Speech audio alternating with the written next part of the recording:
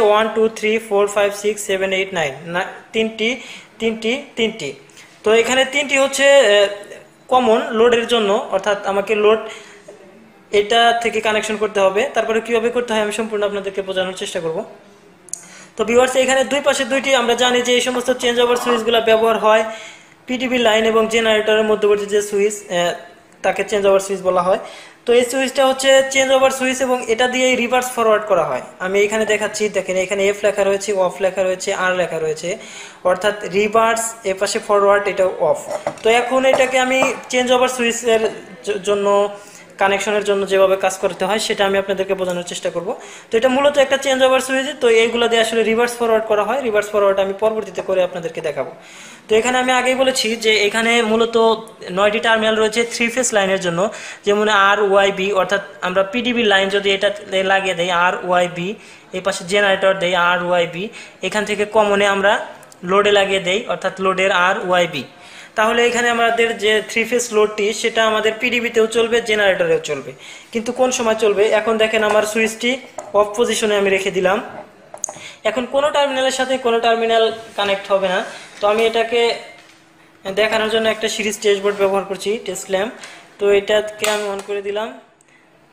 তো সাধারণভাবে যদি কানেক্ট থাকে তাহলে একটার সাথে একটা দেখেন লাইট জ্বলবে। এখন কিন্তু জ্বলছে না, কোনোটার সাথে কোনোটাই কানেক্ট নাই, কোনোটার সাথেই কোনোটা কানেক্ট নাই, কারণ এটা হচ্ছে অফ পজিশনে রয়েছে।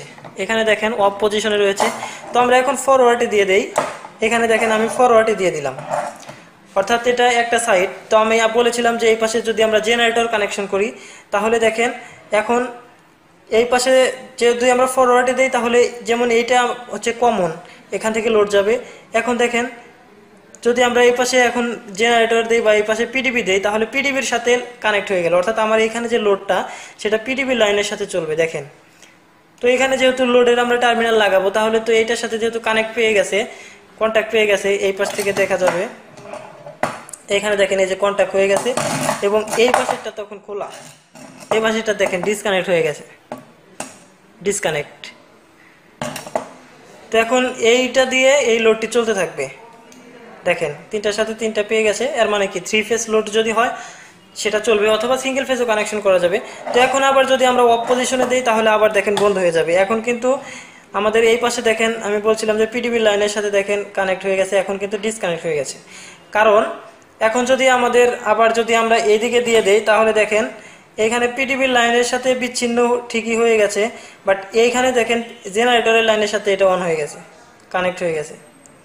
তো এই পাশে কিন্তু আর লাগানো নাই, কারণ একই সাথে যদি আমাদের পিডিবি বা জেনারেটরের লাইন দুইটার সঙ্গে কানেক্ট হয়ে যায় তাহলে এক একটার ফ্রিকোয়েন্সি এক এক রকম থাকতে পারে, বিভিন্ন রকম তারতম্যের কারণে অগ্নিকাণ্ড ঘটতে পারে বা দুর্ঘটনা ঘটতে পারে। তো সেই জন্য এমন একটা সুইচ এটা সবসময় সেপারেট থাকবে, যে কোনো একটাকে কন্ট্যাক্ট দেবে। এই পাশে এখন জেনারেটরের সাথে কন্ট্যাক্ট দিয়েছে, এখন যদি আবার অফ করি তাহলে অফ, এখন আবার এইদিকে দিলে তাহলে পিডিবি লাইনের সাথে আবার কন্ট্যাক্ট দেবে। তো এভাবেই চেঞ্জ ওভার সুইচ কাজ